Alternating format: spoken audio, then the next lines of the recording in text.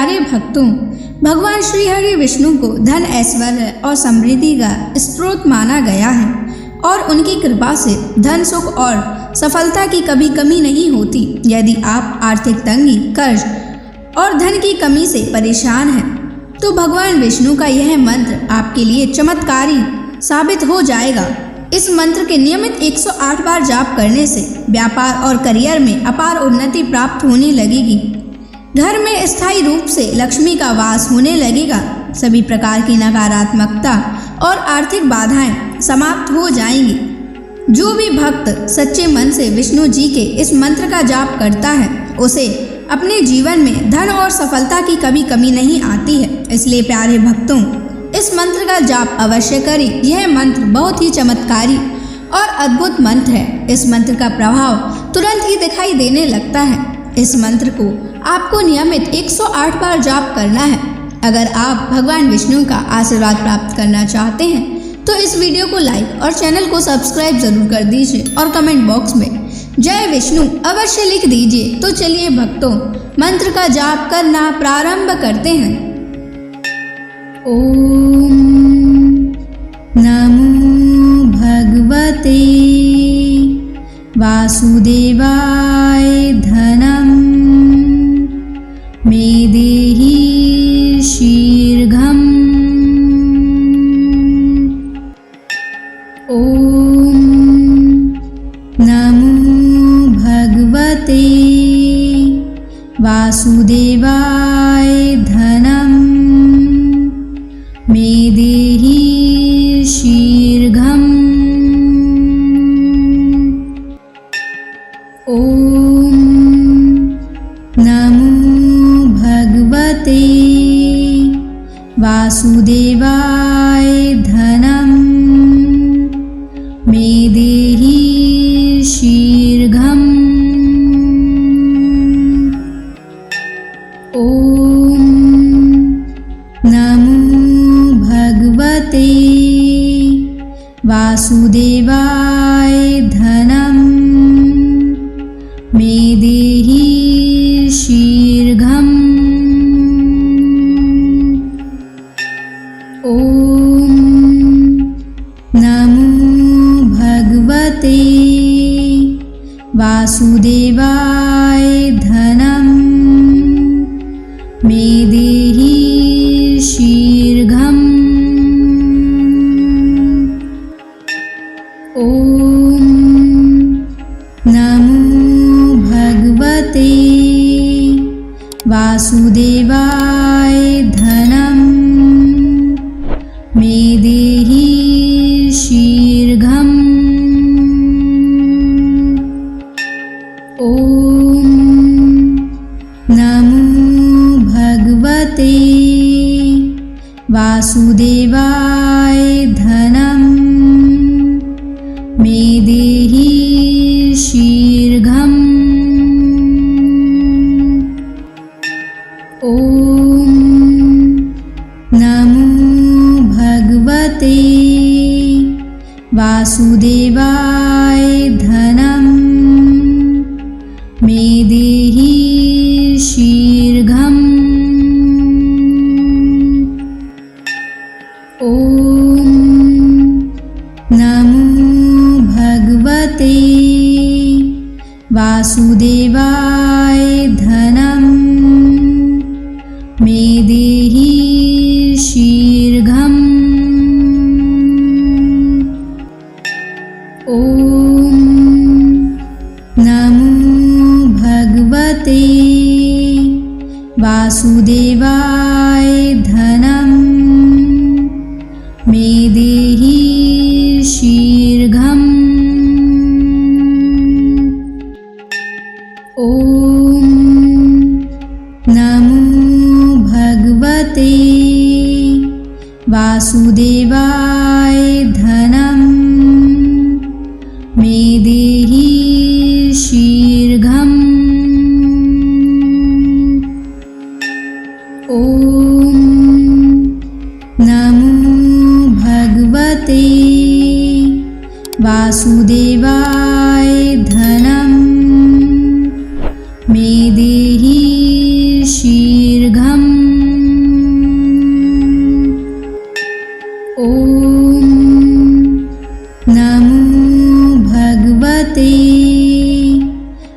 वासुदेवाय धनं मे देहि शीघ्रम्। ॐ नमो भगवते वासुदेवाय धनं मे देहि शीघ्रम्। ॐ नमो भगवते वासुदेवाय धनं मे देहि शीघ्रम्। ॐ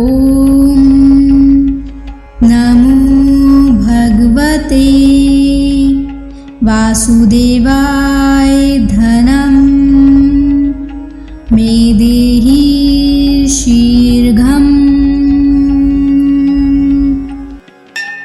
ॐ नमो भगवते वासुदेवाय धनं मे देहि शीघ्रम्। ॐ नमो भगवते वासुदेवाय धनं मे देहि शीघ्रम्। ॐ नमो भगवते वासुदेवाय धनं मे देहि शीघ्रम्। ॐ नमो भगवते वासुदेवाय धनं मे देहि शीघ्रम्। ॐ नमो भगवते वासुदेवाय धनं मे देहि शीघ्रम्। ॐ नमो भगवते वासुदेवाय धनं मे देहि शीघ्रम्। ॐ नमो भगवते वासुदेवाय धनं मे देहि शीघ्रम्। ॐ नमो भगवते वासुदेवाय धनं मे देहि शीघ्रम्। ॐ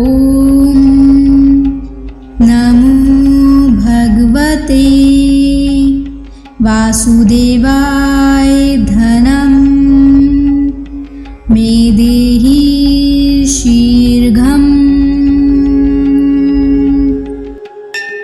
ॐ नमो भगवते वासुदेवाय धनं मे देहि शीघ्रम्। ॐ नमो भगवते वासुदेवाय धनं मे देहि शीघ्रम्। ॐ नमो भगवते वासुदेवाय धनं मे देहि शीघ्रम्। ॐ नमो भगवते वासुदेवाय धनं मे देहि शीघ्रम्। ॐ नमो भगवते वासुदेवाय धनं मे देहि शीघ्रम्। ॐ नमो भगवते वासुदेवाय धनं मे देहि शीघ्रम्। ॐ नमो भगवते वासुदेवाय धनं मे देहि शीघ्रम्। ॐ नमो भगवते वासुदेवाय धनं मे देहि शीघ्रम्। ॐ नमो भगवते वासुदेवाय धनं मे देहि शीघ्रम्। ॐ नमो भगवते वासुदेवाय धनं मे देहि शीघ्रम्। ॐ नमो भगवते वासुदेवाय धनं मे देहि शीघ्रम्। ॐ नमो भगवते वासुदेवाय धनं मे देहि शीघ्रम्। ॐ नमो भगवते वासुदेवाय धनं मे देहि शीघ्रम्। ॐ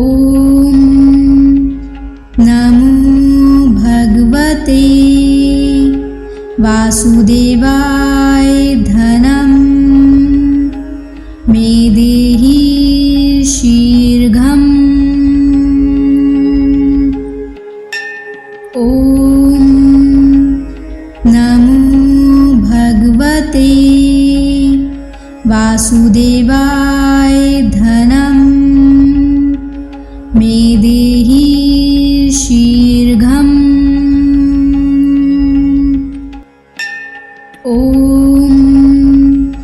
नमो भगवते वासुदेवाय धनं मे देहि शीघ्रम्। ॐ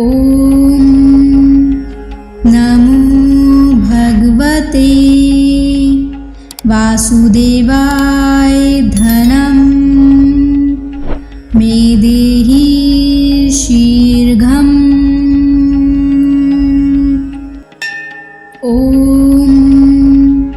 नमो भगवते वासुदेवाय धनं मे देहि शीघ्रम्। ॐ नमो भगवते वासुदेवाय धनं मे देहि शीघ्रम्। ॐ नमो भगवते वासुदेवाय धनं मे देहि शीघ्रम्। ॐ नमो भगवते वासुदेवाय धनं मे देहि शीघ्रम्। ॐ नमो भगवते वासुदेवाय धनं मे देहि शीघ्रम्। ॐ नमो भगवते वासुदेवाय धनं मे देहि शीघ्रम्। ॐ नमो भगवते वासुदेवाय धनं मे देहि शीघ्रम्। ॐ नमो भगवते वासुदेवाय धनं मे देहि शीघ्रम्। ॐ नमो भगवते वासुदेवाय धनं मे देहि शीघ्रम्। ॐ नमो भगवते वासुदेवाय धनं मे देहि शीघ्रम्। ॐ नमो भगवते वासुदेवाय धनं मे देहि शीघ्रम्। ॐ नमो भगवते वासुदेवाय धनं मे देहि शीघ्रम्। ॐ नमो भगवते वासुदेवाय धनं मे देहि शीघ्रम्। ॐ नमो भगवते वासुदेवाय धनं मे देहि शीघ्रम्। ॐ नमो भगवते वासुदेवाय धनं मे देहि शीघ्रम्। ॐ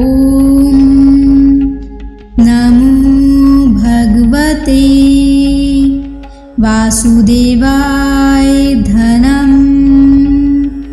मे देहि शीघ्रम्। ॐ नमो भगवते वासुदेवाय धनं मे देहि शीघ्रम्। ॐ नमो भगवते वासुदेवाय धनं मे देहि शीघ्रम्। ॐ नमो भगवते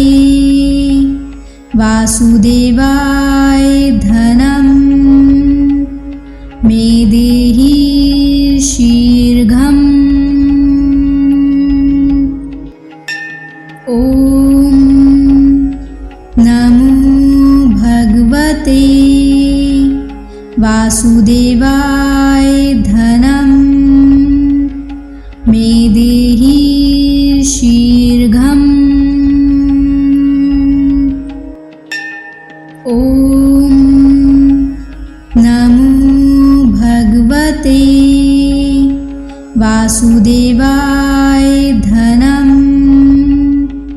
मे देहि शीघ्रम्। ॐ नमो भगवते वासुदेवाय धनं मे देहि शीघ्रम्। ॐ नमो भगवते वासुदेवाय धनं मे देहि शीघ्रम्। ॐ नमो भगवते वासुदेवाय धनं मे देहि शीघ्रम्। ॐ नमो भगवते वासुदेवाय धनं मे देहि शीघ्रम्। ॐ नमो भगवते वासुदेवाय धनं मे देहि शीघ्रम्। ॐ नमो भगवते वासुदेवाय धनं मे देहि शीघ्रम्। ॐ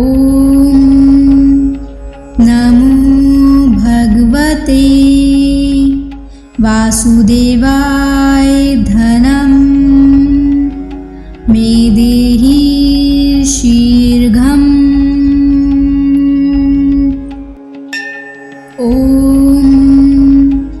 नमो भगवते वासुदेवाय धनं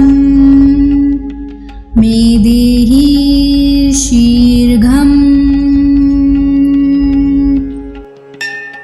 ॐ नमो भगवते वासुदेवाय धनं मे देहि शीघ्रम्। ॐ नमो भगवते वासुदेवाय धनं मे देहि शीघ्रम्। ॐ नमो भगवते वासुदेवाय धनं मे देहि शीघ्रम्। ॐ नमो भगवते वासुदेवाय धनं मे देहि शीघ्रम्। ॐ नमो भगवते वासुदेवाय धनं मे देहि शीघ्रम्। ॐ नमो भगवते वासुदेवाय धनं मे देहि शीघ्रम्। ॐ नमो भगवते वासुदेवाय धनं मे देहि शीघ्रम्। ॐ नमो भगवते वासुदेवाय धनं मे देहि शीघ्रम्। ॐ नमो भगवते वासुदेवाय धनं मे देहि शीघ्रम्। ॐ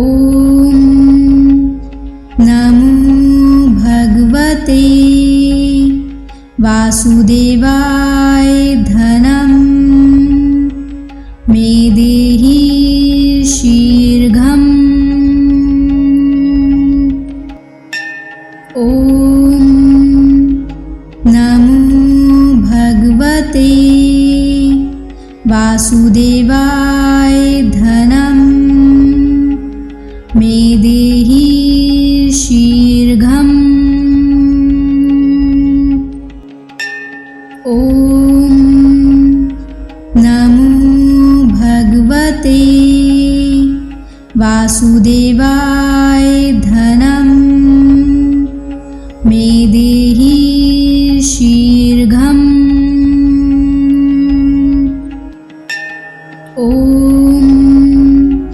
नमो भगवते वासुदेवाय धनं मे देहि शीघ्रम्। ॐ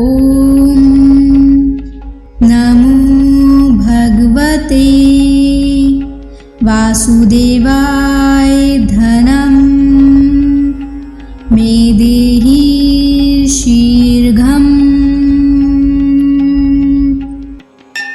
ॐ नमो भगवते वासुदेवाय धनं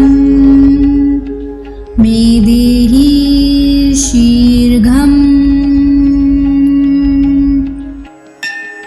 ॐ नमो भगवते वासुदेवाय धनं मे देहि शीघ्रम्। ॐ नमो भगवते वासुदेवाय धनं मे देहि शीघ्रम्। ॐ नमो भगवते वासुदेवाय धनं मे देहि शीघ्रम्। ॐ नमो भगवते वासुदेवाय धनं मे देहि शीघ्रम्। ॐ नमो भगवते वासुदेवाय धनं मे देहि शीघ्रम्। ॐ नमो भगवते वासुदेवाय धनं मे देहि शीघ्रम्। ॐ नमो भगवते वासुदेवाय धनं मे देहि शीघ्रम्। ॐ नमो भगवते वासुदेवाय धनं मे देहि शीघ्रम्। ॐ नमो भगवते वासुदेवाय धनं मे देहि शीघ्रम्। ॐ नमो भगवते वासुदेवाय धनं मे देहि शीघ्रम्। ॐ नमो भगवते वासुदेवाय धनं मे देहि शीघ्रम्। ॐ नमो भगवते वासुदेवाय धनं मे देहि शीघ्रम्। ॐ नमो भगवते वासुदेवाय धनं मे देहि शीघ्रम्। ॐ नमो भगवते वासुदेवाय धनं मे देहि शीघ्रम्। ॐ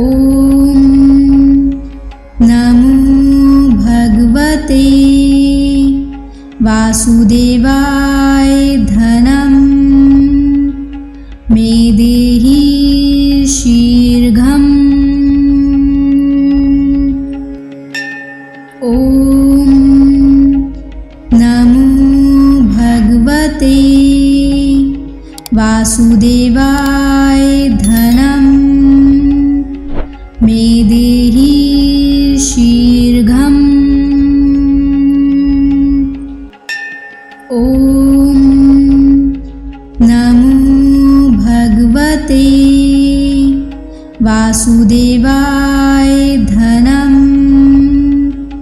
मे देहि शीघ्रम्। ॐ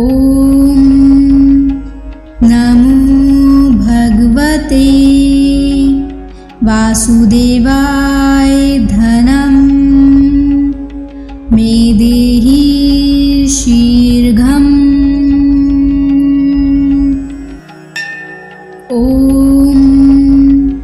नमो भगवते वासुदेवाय धनं मे देहि शीघ्रम्। ॐ नमो भगवते वासुदेवाय धनं मे देहि शीघ्रम्। ॐ नमो भगवते वासुदेवाय धनं मे देहि शीघ्रम्। ॐ नमो भगवते वासुदेवाय धनं मे देहि शीघ्रम्। ॐ नमो भगवते वासुदेवाय धनं मे देहि शीघ्रम्। ॐ नमो भगवते वासुदेवाय धनं मे देहि शीघ्रम्। ॐ नमो वासुदेवाय धनं मे देहि शीघ्रम्। ॐ नमो भगवते वासुदेवाय धनं मे देहि शीघ्रम्। ॐ नमो भगवते वासुदेवाय धनं मे देहि शीघ्रम्। ॐ नमो भगवते वासुदेवाय धनं मे देहि शीघ्रम्। ॐ नमो भगवते वासुदेवाय धनं मे देहि शीघ्रम्। ॐ नमो भगवते वासुदेवाय धनं मे देहि शीघ्रम्। ॐ नमो भगवते वासुदेवाय धनं मे देहि शीघ्रम्। ॐ नमो भगवते वासुदेवाय धनं मे देहि शीघ्रम्। ॐ नमो भगवते वासुदेवाय धनं मे देहि शीघ्रम्। ॐ नमो भगवते वासुदेवाय धनं मे देहि शीघ्रम्। ॐ नमो भगवते वासुदेवाय धनं मे देहि शीघ्रम्। ॐ नमो भगवते वासुदेवाय धनं मे देहि शीघ्रम्। ॐ नमो भगवते वासुदेवाय धनं